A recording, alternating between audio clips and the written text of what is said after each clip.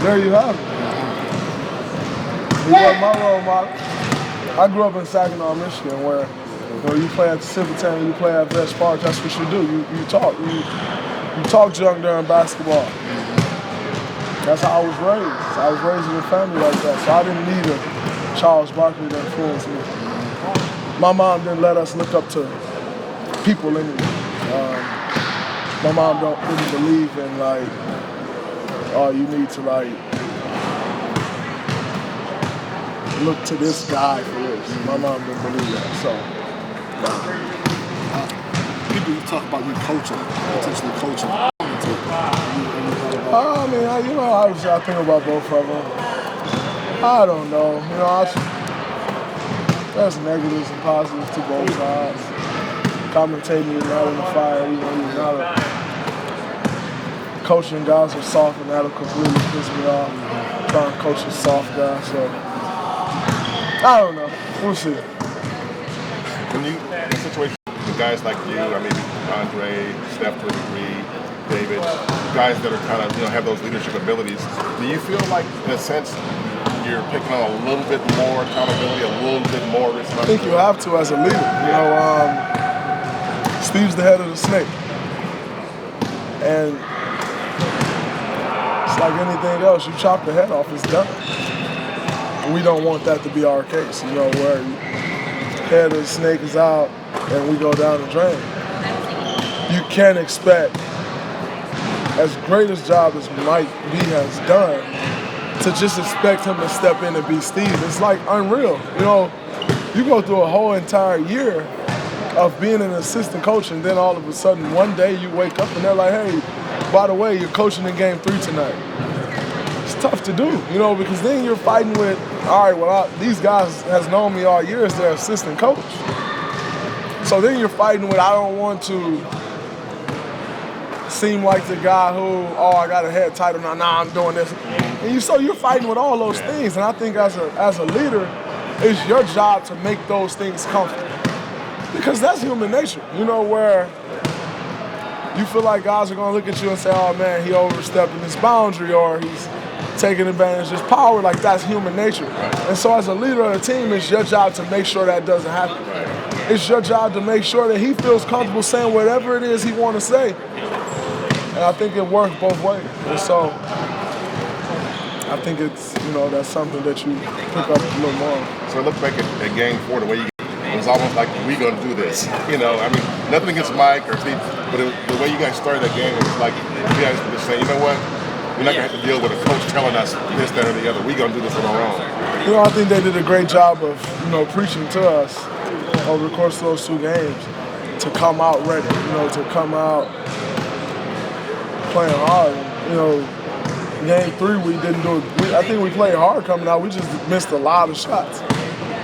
But we eventually found that rhythm. We found our defense, and we were able to take control of that game. And then going into game 4, it was just like, hey, you know what type of team this is. They can get hot. Those 2 guys can beat you.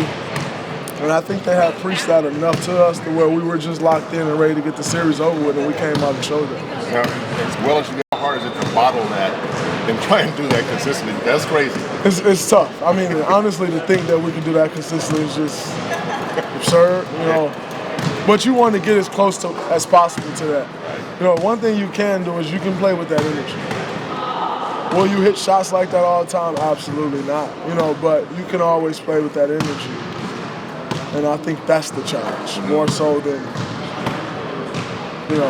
we were executing great. We were playing with great energy. And we were making shots. You can always execute, you can always play with great energy. You're not going to always make shots like that. But if you can do those 2, they'll keep you in the game long enough to where those shots will eventually fall. Steph was saying yesterday, he's such a key to that first start of that game that it's like when you see the results of great defense, everybody gets involved and it becomes this contagious thing.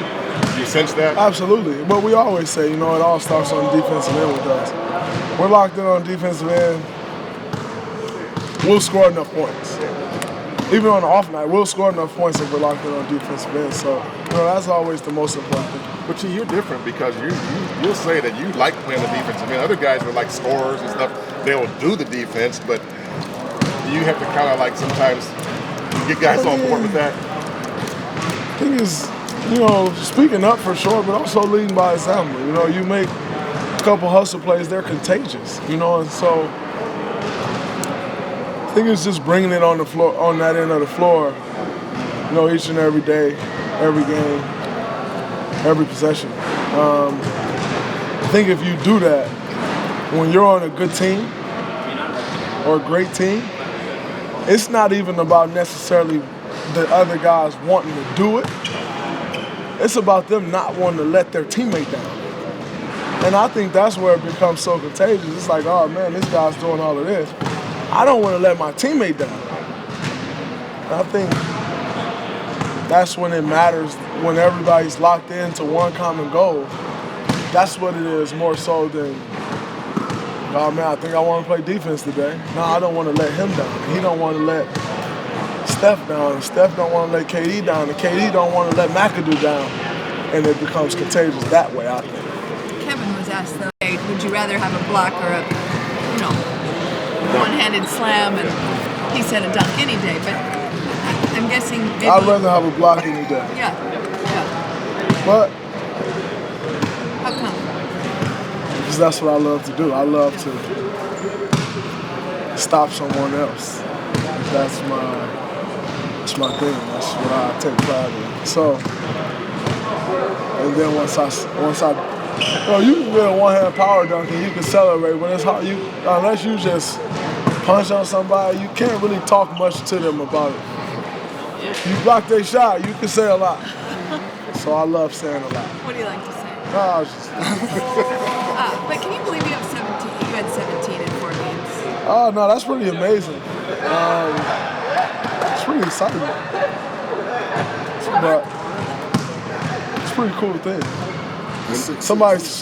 Bob sent me a stat, I think. Is it Bob? Somebody sent me a stat I was leading some teams. That was pretty cool. I was excited about that. When you guys game 4, does the opponent or matchups, any of that stuff? Yeah. Not when you have that type of focus. Yeah. Whoever's in front of you, if you're locked in like that, if we're locked in like that, I think we can beat it. And I don't care who it is. When we have that type of focus level, I think no matter who you put in front of us, it's over. It's my opinion. Kevin said he loves your sense that it fuels your team. It definitely fuels my team. Hey, K, you told them you love my trash talk? Respect, bro. Tell them how I was talking to you today.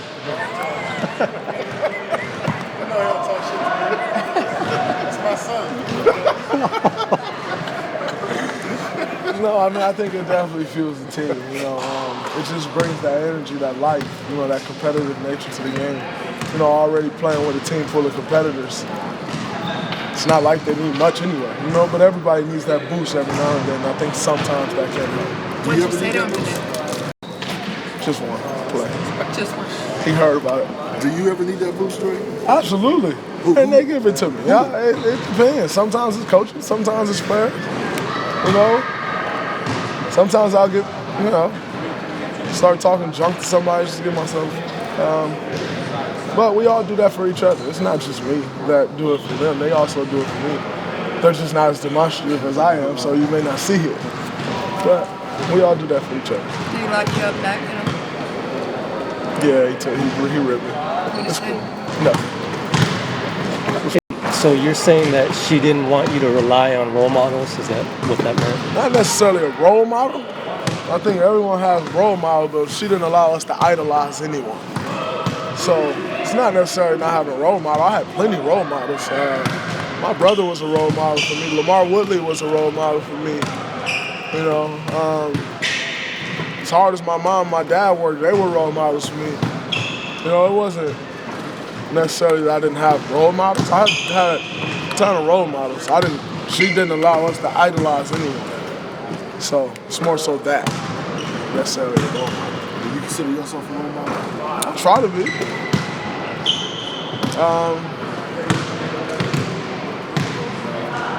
But it's not my decision whether I'm somebody's role model or not.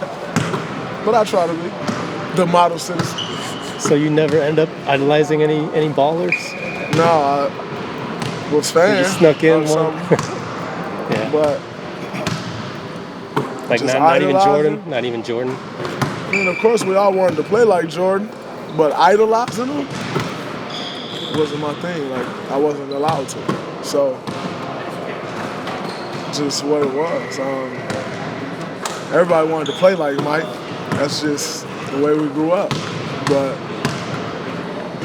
it was never like that.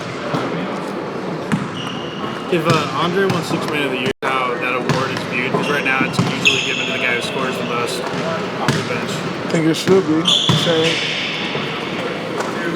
But that's just my opinion. If Andre wins Sixth Man of the Year, my opinion on that is they finally figured it out. Appreciate it.